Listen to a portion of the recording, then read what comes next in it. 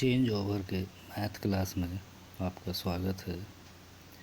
आज हम लोग अलजेब्रा यानी बीजगणित पढ़ने जा रहे हैं। इसे 5 पार्ट में बनाया गया है। पहले पार्ट में चर, अचर और पद की चर्चा की गई है। दूसरे पार्ट में समान पद एवं असमान पद की चर्चा की गई है। तीसरे पार्ट में व्यंजक और उसके प्रकार को बताया गया है। चौथे पार्ट में व्यंजक का जोड़, घटाव, गुणा, भाग पर चर्चा की गई है। पांचवें और अंतिम पार्ट में समीकरण पर चर्चा की गई है। उम्मीद है कि आप इसे पार्ट 1 से देख रहे हैं। इस पार्ट में अलजेब्रा के बेसिक को बताया गया है और जो अलजेब्रा शुरू करने जा रहे हैं उनके लिए ये बेसिक सीखना ज़रूरी है ताकि अलजेब्रा के कठिन से कठिन प्रश्नों को आसानी से आप बना सकें। आइए इस पाठ में क्या सीखते हैं देखते हैं। चेंज ओवर के मैथ क्लास में आप सभी का स्वागत है। आज हम लोग अलजेब्रा का पार्ट 2 देख रहे हैं जिसमें हम लोगों को चर्चा करना है समान पद और असमान पद यानी लाइक टर्म और अनलाइक टर्म। हम लोग इसे पहचानना सीखेंगे क्योंकि जब तक समान पद और असमान पद हम लोग नहीं पहचानते हैं तब तक बीजगणित बनाना बड़ा मुश्किल है। साथ साथ में यहाँ हम लोग चिन्ह पर भी ध्यान देंगे, गुणांक पर भी ध्यान देंगे। यानी बीजगणित में जिन बातों का ध्यान हम लोगों को रखना है बारीकी से, उन सभी पहलुओं को यहाँ पर हम लोग देखेंगे। एग्जाम्पल हम लोग एक लेते हैं पहले 2x² और 3y²। इन दोनों को हम लोग यहाँ देखते हैं। पहले ये असमान पद है। क्यों असमान है? क्योंकि यहाँ आधार अलग अलग है।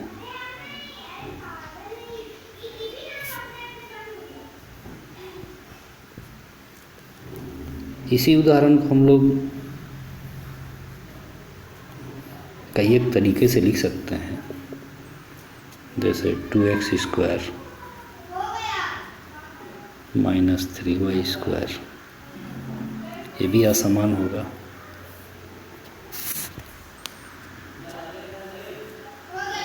टू x² और यहाँ प्लस 3y², ये भी असमान होगा।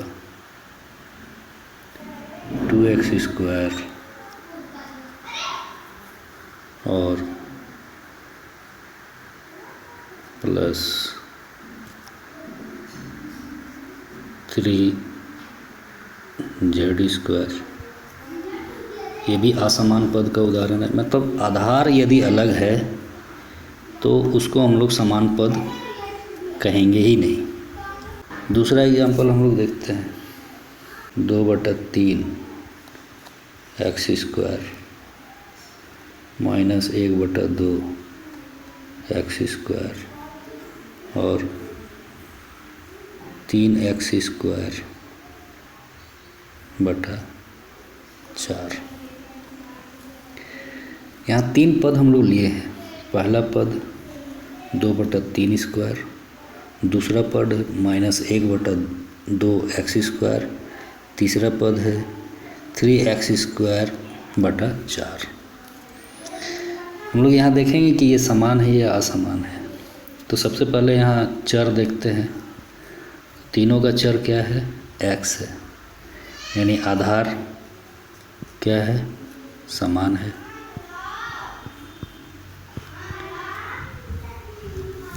और घात यहाँ क्या है? घात भी क्या है? समान है। यानी तीनों का घात देखिए, तीनों का घात 2 है, यानी घात भी यहाँ समान है। मतलब ये तीनों समान पद हैं। हम लोग यहाँ अंक बदल करके, घात बदल करके बहुत सा उदाहरण बना सकते हैं, अनगिनत उदाहरण बना सकते हैं। आप अपने से उदाहरण बनाइए, उसको अपने से पहचानना सीखिए। और भी हम लोग एग्जाम्पल यहाँ लेते हैं, जैसे 2/3 एक्स स्क्वायर और 1/2 एक्स का पावर 3। अब इन दोनों पर हम लोग चर्चा कर लें। तो यहाँ देख रहे हैं हम लोग कि चर का राशि यहाँ तो एक्स है, दोनों का आधार क्या है, आधार भी समान है, लेकिन घात की संख्या क्या है दोनों में। एक में देख रहे हैं घात की संख्या 2 है और दूसरा में देख रहे हैं घात की संख्या 3 है। तो घात क्या है, असमान है, यानी घात असमान है।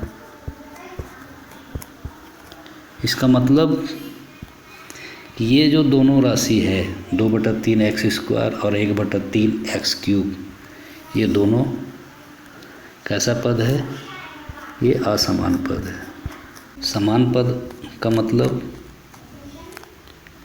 ये आधार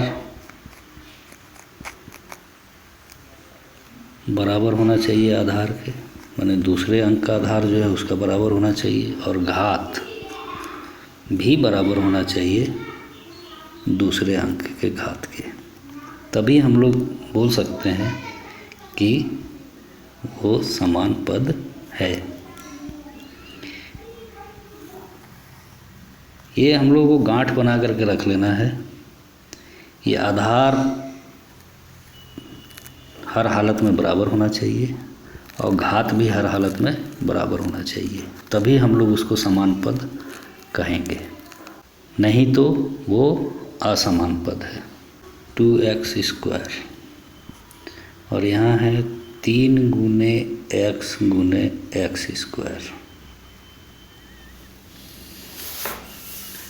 अब यहाँ यदि समान पद है या नहीं है, यदि इसे चुनना है, तो हम लोग देख रहे हैं कि ये पद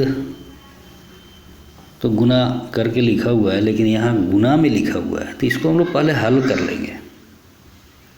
हल कर लेंगे तो हम लोग को क्या मिलेगा, 2x स्क्वायर और 3x क्यूब। अब आप लोग यहाँ समझ रहे होंगे कि ये समान पद है या नहीं है। यहाँ देख रहे हैं कि आधार तो बराबर है लेकिन घात बराबर नहीं है, इसलिए इसको हम लोग बोलेंगे असमान पद। यानी कहने का मतलब पद में यदि गुना और भाग लगा हुआ है तो उसको पहले हल कर लेंगे, हल करने के बाद तब दूसरे पद से तुलना करेंगे कि वो समान है या नहीं है। अगर ऐसे ही देख लें तो यहाँ देख रहे हैं कि स्क्वायर लगा हुआ है, तो इसका मतलब ये नहीं हम लोग बोलेंगे कि 2x स्क्वायर और ये x स्क्वायर समान है, ऐसा हम लोग नहीं कह सकते हैं, क्योंकि x स्क्वायर का गुना x और 3 के साथ है। तो पहले इसको हम लोग सॉल्व करेंगे, पहले गुना को हम लोग हटा लेंगे, गुना का क्रिया कर लेंगे। यदि इसके जगह भाग का क्रिया भी हो सकता है, तो गुना या भाग है तो उसको हम लोग पीछे देख चुके हैं कि वो एक पद ही कहा जाता है। तो पहले इसको हम लोग गुना भाग करके एक पद बना लेंगे, उसके बाद तुलना करेंगे दूसरे पद से कि वो उसके बराबर है या नहीं, या समान है या नहीं। ये बहुत इम्पोर्टेंट बिंदु है यहाँ पर। मैं इसलिए इस उदाहरण को रखा ताकि देख करके हम लोग सिर्फ नहीं बताएंगे, कहीं कहीं गुना और भाग है तो उसे हल करके एक पद बना लेंगे। एक पद बनाने के बाद उसे हम लोग समान पद और असमान पद में बांटेंगे। आगे हम लोग देखते हैं, मान लीजिए 2x स्क्वायर है और इधर -3x स्क्वायर है। तो अब यहाँ हम लोग थोड़ा और चीज़ पर चर्चा करेंगे। हम लोग यदि हम लोग को यहाँ 2x का गुणांक लिखना हो, 2x में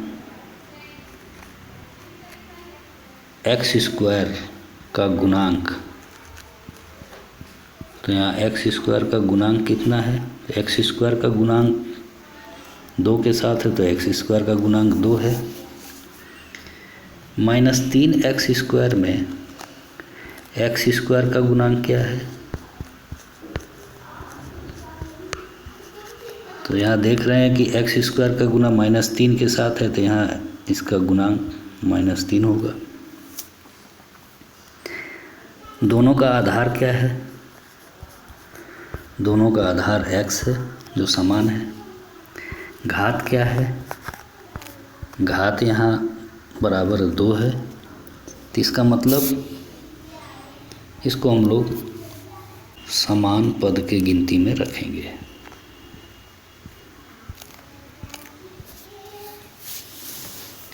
इस प्रकार से देख रहे हैं कि अगर चिन्ह भी है साथ में तो हम लोगों को परेशान नहीं होना है।